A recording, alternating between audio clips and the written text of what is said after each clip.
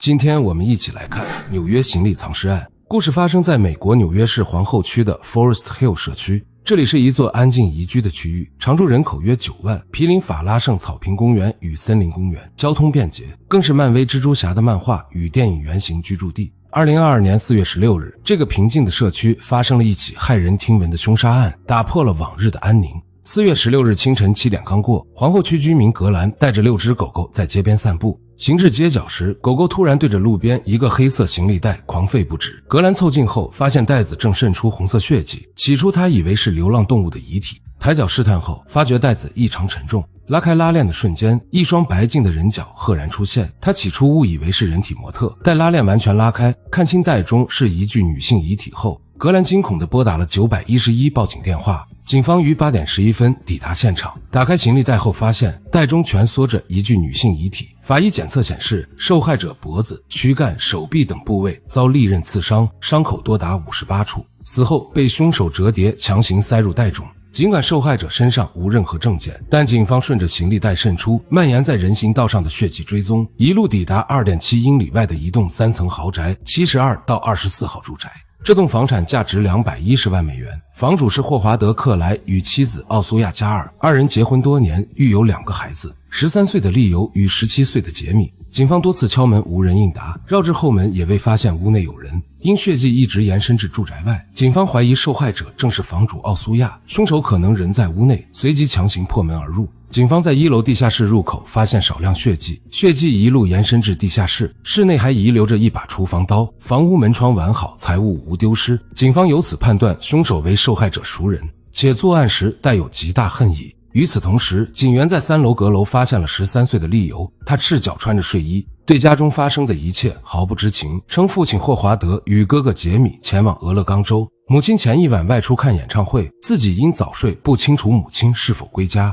警方短暂将利尤带回警局调查，几小时后便排除了他的作案嫌疑。随后法医确认受害者正是51岁的房主奥苏亚·加尔。奥苏亚于1970年9月12日出生于奥地利，自幼热爱音乐与旅行。1994年从布达佩斯经济学院取得国际工商管理学位，在圣诞派对上结识时任投资银行职员的霍华德，二人一见钟情。相恋后一同前往泰国旅行。霍华德赴哥伦比亚大学攻读金融硕士时向奥苏亚求婚，奥苏亚随即定居纽约。婚后二人搬至曼哈顿，霍华德创办金融资讯公司，奥苏亚则在长女珍妮出生后辞去工作，成为全职主妇。4年后次子利尤出生。20多年的婚姻里，一家4口生活优渥，经常环游欧亚多国。2012年花费167万美元购入这栋5房5卫的豪宅。在邻居与朋友眼中，这家人和善低调，从未与人发生争执。奥苏亚遇害的消息传出后，所有人都倍感震惊，无法接受昨日还亲切打招呼的邻居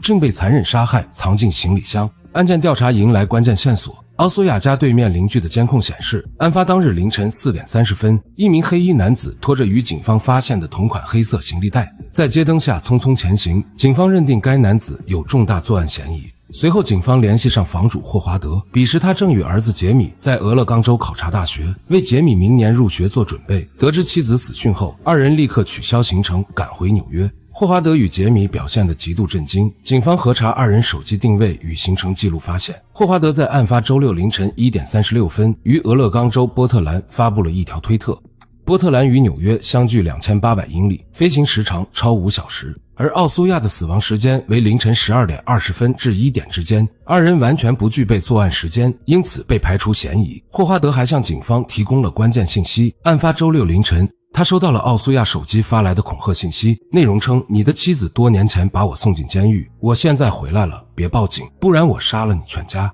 警方判断这是凶手行凶后用死者手机发送，意图混淆调查方向。尽管警方已排除霍华德的嫌疑，但媒体依旧全天候跟踪围堵他，无端指责其为凶手，让霍华德身心俱疲，最终当众爆发。警方逐步还原案发经过。2022年4月15日周五，奥苏亚告知家人与朋友，自己当晚将前往林肯中心看歌剧，但其手机通信记录却揭露了他不为人知的一面。看歌剧期间，他同时与3名男性联系，丈夫并不在其中。歌剧结束后，奥苏亚于晚间11点30分乘火车返回皇后区，并未直接回家，而是前往常去的 Station 酒吧，点了一杯莫斯科骡子独自饮用，于凌晨12点20分离开。离开时状态正常，警方推断奥苏亚到家10分钟后为凶手开门，或凶手利用后院烧烤摊隐藏的钥匙入室。凶手与他相识，二人前往地下室后发生争执，凶手用家中厨房刀将其杀害。行凶后，凶手用奥苏亚的手机给霍华德发送恐吓信息，再用沥油的运动行李袋装下遗体，于凌晨4点30分出门，步行1小时，将行李袋丢弃在森林公园附近路边。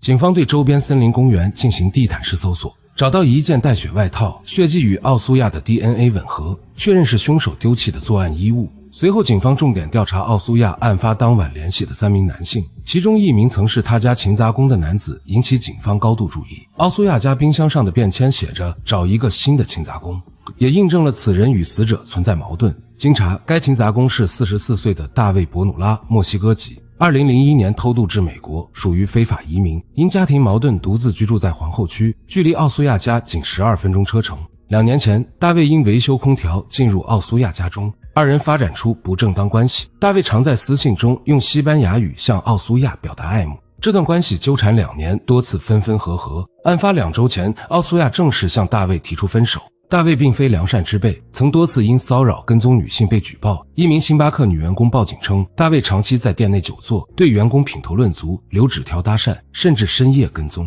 还向2名员工求婚。警方多次出警，均未将其抓获。街区监控显示，案发周6早上6点05分，大卫戴着黑色口罩快步返回公寓，左手缠着厚厚的绷带，有明显外伤。警方走访附近诊所得知，大卫曾前往 CTMD 诊所处理伤口，医生表示其手部有多处深度割伤，已将其转至医院救治。掌握大卫重大作案嫌疑后，警方并未立即抓捕，而是申请搜查令，暗中监视。4月19日是大卫所在街区的收垃圾日，便衣警员截停垃圾车，在垃圾堆中找到大卫丢弃的棕色工作靴、染血绷带与红色短袖衬衫。工作靴上的血迹经比对与奥苏亚完全吻合。4月20日，警方持搜查令包围大卫公寓，大卫主动现身投案。面对审讯，大卫最初交代了作案经过，他与奥苏亚交往2年，因奥苏亚坚决分手心生怨恨，于案发凌晨12点30分入室，与奥苏亚在地下室发生激烈争吵。随后上楼拿厨房刀将其残忍刺死，之后他用死者手机发送恐吓信息，将遗体塞进行李袋，拖至森林公园附近丢弃。